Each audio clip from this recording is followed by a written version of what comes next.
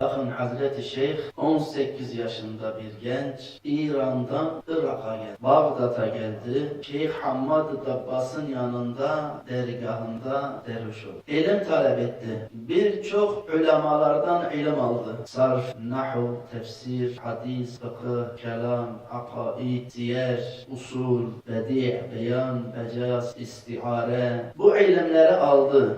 Bu ilimleri aldığı zaman çok sıkıntılarla karşılaştı. Kolay değil. Öyle derler.